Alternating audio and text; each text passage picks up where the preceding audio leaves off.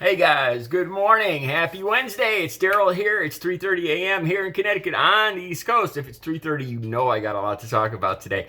First off, I want to just apologize. The last 2 or 3 days, I've rushed the videos because I've had so much to do, and I don't like doing that. I don't like. I like having the best content I could put out.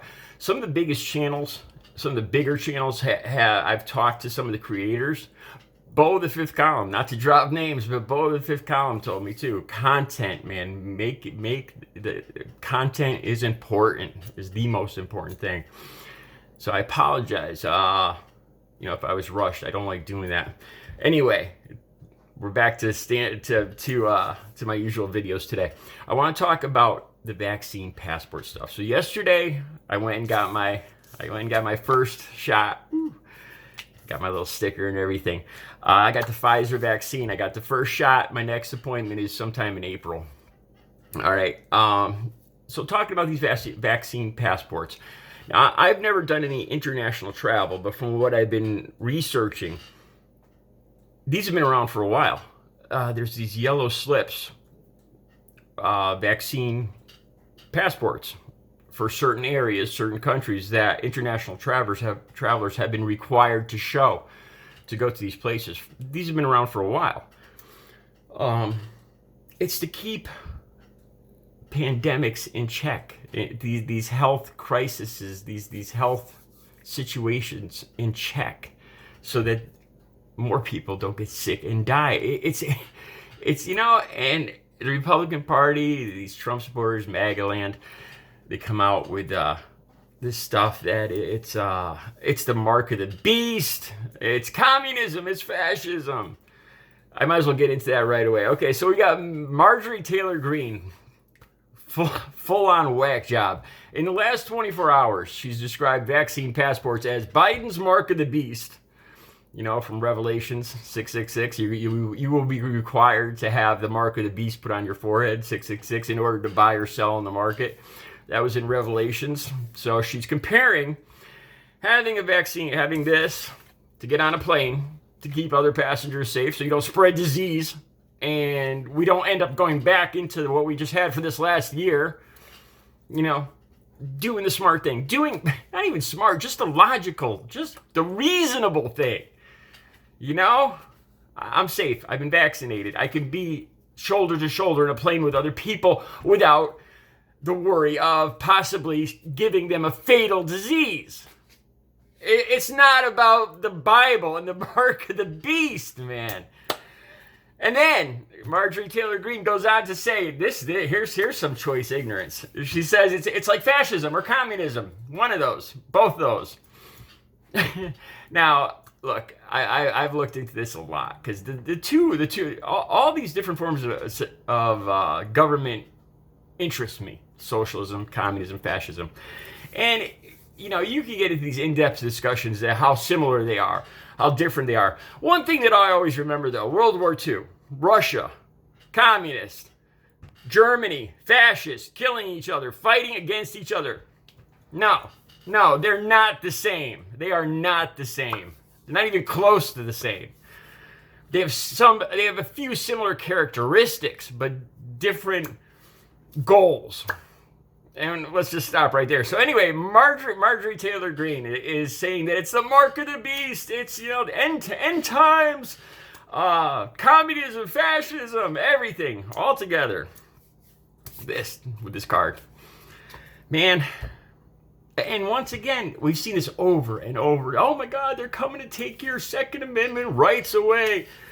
The mask, wearing a simple mask on your face. They're trying to stifle your personality. They're taking away our freedoms. Good God, man. And you know what? And the thing is, it works. It works because I talk to, being 55, I talk to a lot of people in their 60s, their 70s. And it works.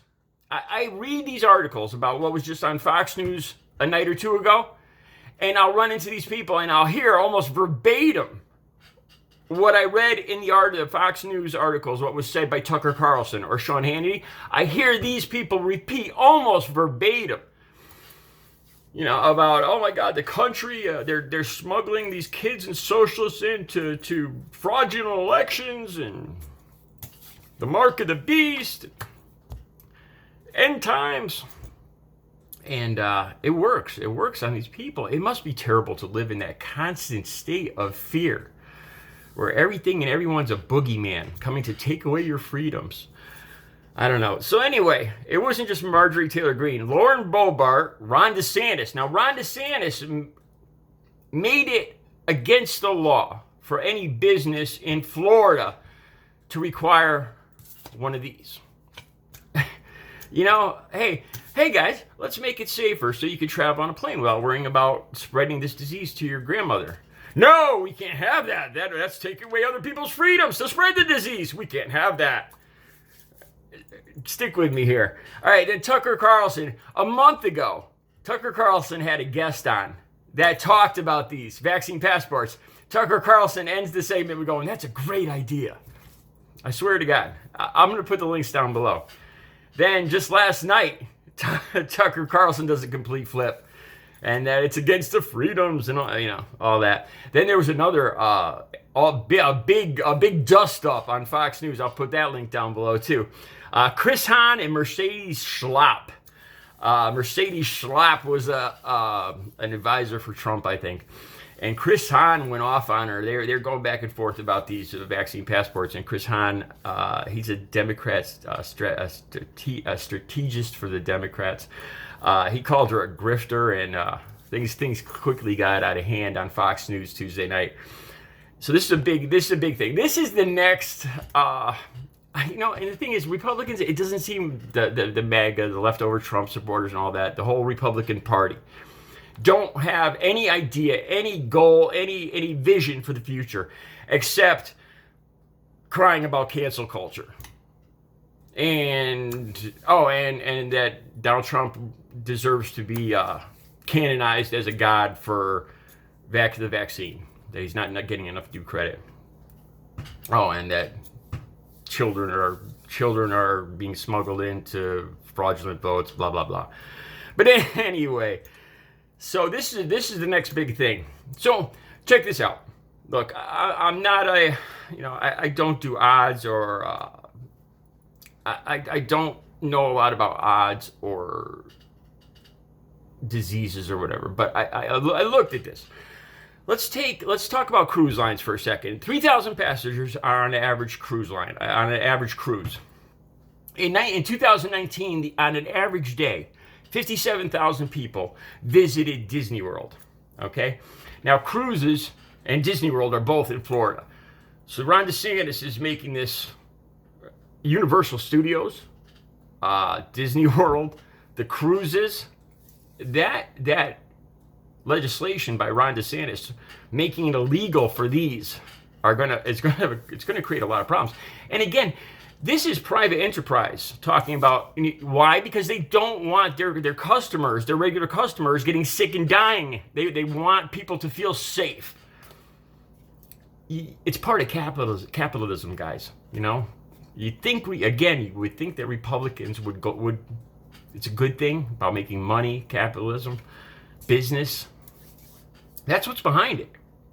Businesses they want people to feel safe. They want more business. If these are required, people like me will feel safe going on a plane, going to Disney World or whatever. So 57,000 people visit Disney World on an average day in 2019. Like I said, I'm not an odds maker or whatever, but let's just say 5%. 5% of that 57,000 aren't vaccinated, might be carrying the virus. That's almost 3,000 people on an average day. Just 5%. If we don't have any vaccine passports. That's pretty reasonable that could occur. Now, if just 5% of those 3,000 people that aren't vaccinated have the COVID-19 virus, that's 142 people on every day that are going in there with the virus, mingling around and going back out. 142 people every single day going in to Walt Disney World with 57,000 other people walking shoulder to shoulder and going back out back home across the United States. Can you see where I'm going with this? This thing will never freaking end. And companies like Disney World, they're going to get shut down again. It's common business sense. You want to keep your customers healthy. They can't spend money at your business if they're sick or dying at home, or they're too scared to come to your business. It's not something I'd advocate for. Normally, it's not something I'd really, if you gave me 5 things that I want to see in the next 10 years, or 10 things that I want to see in the next 10 years, this wouldn't be on it. It's part of our new reality. It's about getting out of this hole that we're in. Sometimes you have to put your freedoms. And, I don't even want to say that, because how much the idea here is to have it on your phone. Like when I went into the vaccine place yesterday, the vaccine center, I showed them my phone and I had the scan square, with the little dots on it. They scan it, boom. That would be the vaccine. That would be this card. So you show them your phone. If you don't have a phone, you show them this. You go in and out. And I don't know, they're not talking about every business. They're not talking about your corner store yet or anything like that. We're talking about Disney World, airplanes, sporting events, stadiums, where you have 57,000 people all together at once. And if even a small fraction, like 5% of these people aren't vaccinated, and then only a small percent, like 5% of those people are infected, you can have a huge outbreak. And we're already on upswing again right now. How high it goes, we'll see. It doesn't even look good right now. If we want to get out of this up and down thing, it's not the ideal future, but it's about keeping people safe and healthy and getting back to as close to normal as we possibly can. It's not about the mark of the beast or communism or fascism. All right, I will be back later. I got a lot to talk about today. You guys have a great Wednesday.